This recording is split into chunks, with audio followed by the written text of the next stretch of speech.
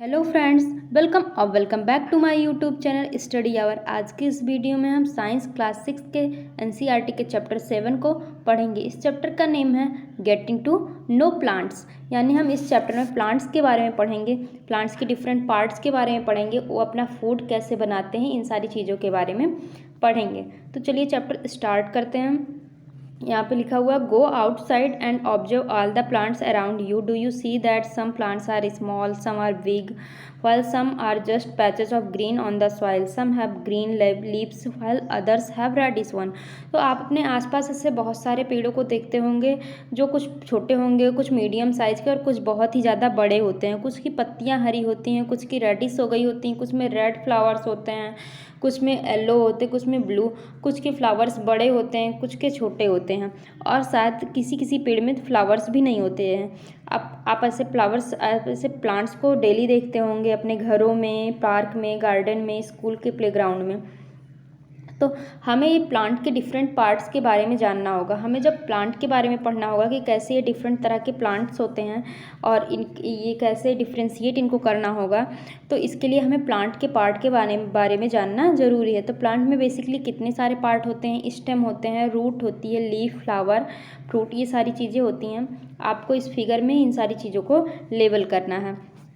तो ये क्या है प्लांट का? ये है प्लांट का रूट।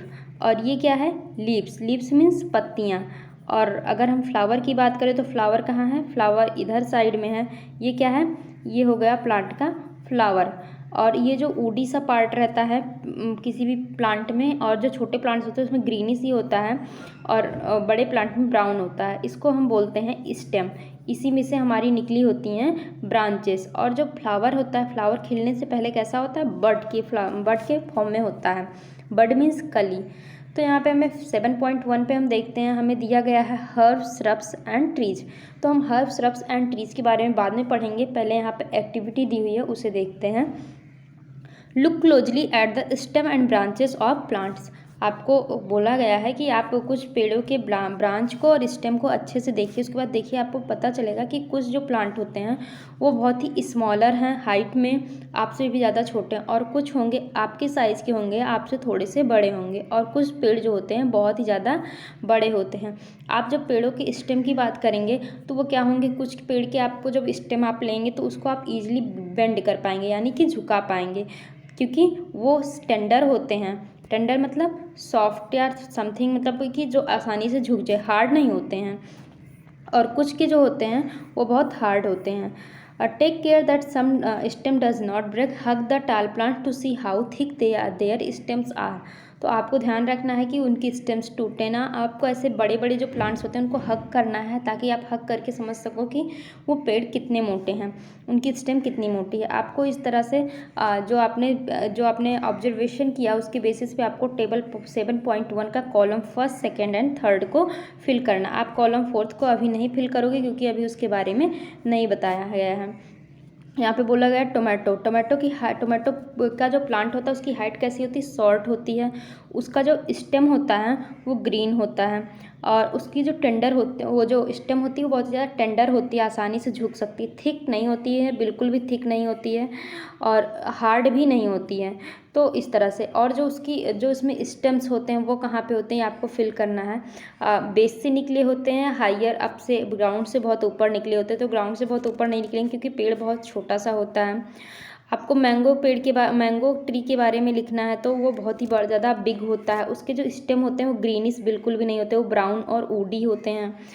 और जो स्टेम होते हैं वो हार्ड होते हैं, टेंडर नहीं होते हैं, थिक भी होता है, हार्ड भी होता है। लेमन का क्या? लेमन की जो हाइट होती है वो आप लगभग आपके पेड़ की हाइट आपके बराबर होती है। उसकी भी जो स्टेम होती है वो ग्रीन नहीं होती है, टेंडर भी बहुत ज़्यादा नहीं होता है, वो थोड़ा सा हार्ड होता है, थिक भी नहीं होता ज़्यादा। और उसका जो ब्रांच होता है ना वो बेस से निकला हुआ होता है। और मैंगो ट्री का बहुत ऊपर से जाके उसकी ब्रांचिंग होना स्टार्ट हुई रहती है, ग्राउंड से बहुत ऊपर से। तो इस तरह से आप देख सकते हैं। Based on these character most plants can be classified into 3 categories. आपको ये जो साइज में डिफरेंस दिख रहा है स्टेम और ब्रांचेज में प्लांट के, उनके बेसिस पे प्लांट को 3 कैटेगरी में कैटेगराइज किया गया है। पहला हर्ब्स, दूसरा श्रब्स, थर्ड ट्रीज। तो चलिए देखते हैं हर्ब्स, श्रब्स और ट्रीज क्या होते हैं। हर्ब्स क्या होते हैं? Plant with green and tender stems are called herbs. जो प्लांट के स्टेम जो होते हैं ग्रीन होते हैं और जो उनकी स्टेम जो होती है बहुत ही ज़्यादा टेंडर होती है, हम उसको ईजिली बेंड कर सकते हैं। और they usually short and may not have any branches. और वो पेड़ की जो हाइट होती है प्लांट की वो बहुत ही ज़्यादा कम होती है और उनकी ब्रांचिंग बहुत कम होती है या फिर होती ही नहीं। ऐसे पेड़ों को हम हर्ब्स बोलते हैं।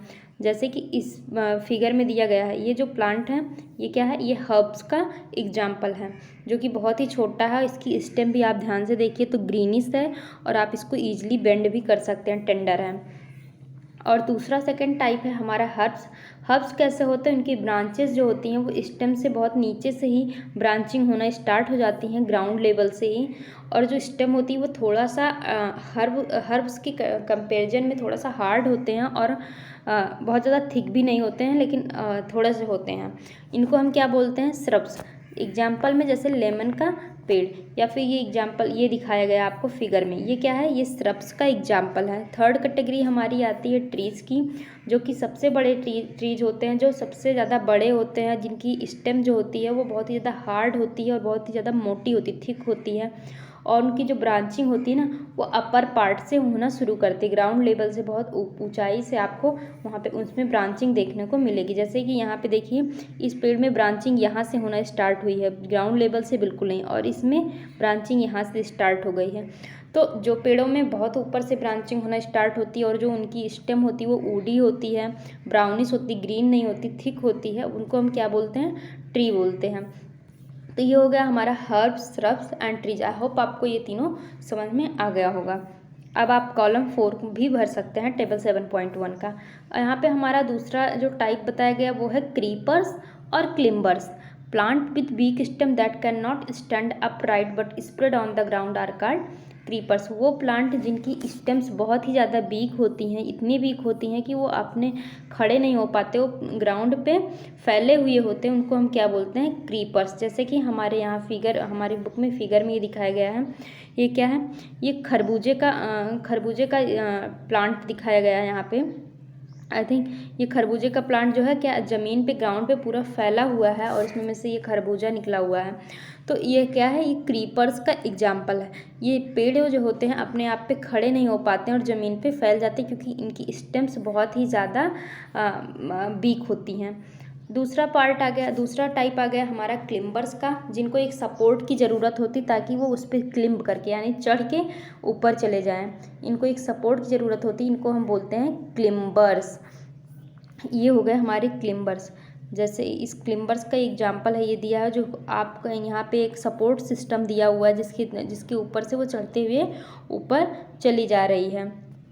तो ये हमारे क्रीपर्स और क्लिम्बर्स भी होते हैं जो हर्ब्स, श्रब्स और ट्रीज से बिल्कुल अलग होते हैं।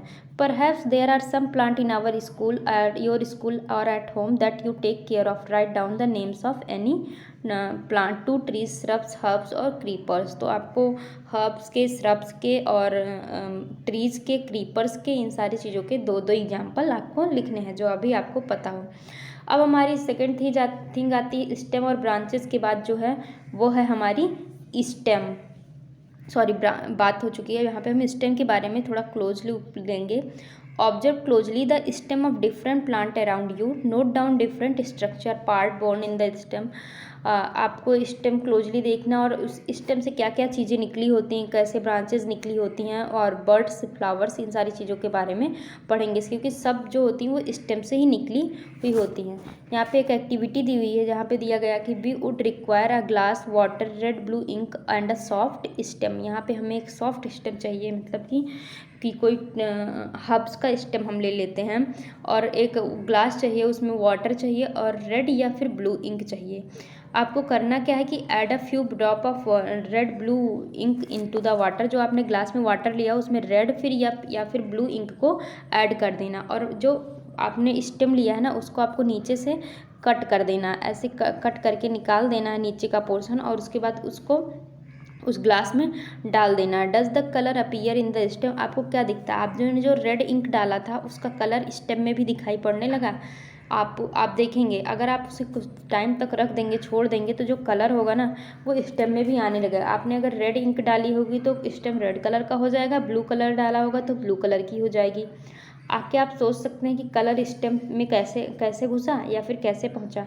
From this activity we say that stems help upward movement. आपको इस एक्टिविटी से क्या पता चलता है कि जो हमारी स्टेम होते हैं ना वो अपवर्ड मूवमेंट को कैरी करते हैं, यानी कि यहाँ नीचे से जो कट लगाया था आपने वहाँ से रेड इंक अपवर्ड जाते हुए पूरी स्टेम को रेड कर गई है। The water and minerals go to leaves and other plants part attach to the system. ठीक जैसे ही आपने रेड इंक को स्टेम में ऊपर भेजा है वैसे ही वो जो वाटर और मिनरल्स होते हैं वो भी नीचे से रूट से होते हुए और वो स्टेम से होते हुए अपवर्ड मूव करते हुए लीव्स में फ्लावर्स में जाते रहते हैं, लीव्स में जाते रहते हैं और प्लांट्स को न्यूट्रिशन प्रोवाइड करते रहते हैं। यहाँ पे फिगर में आपको जो स्टेम दिखाया गया है इस तरह से होगा और जो आप उसको कट करेंगे जो नीचे वाला पार्ट होगा स्टेम का ये वाला वो कुछ इस तरीके से दिखता है। उसका इनलार्ज व्यू आपको दिया हुआ है। अब हमारा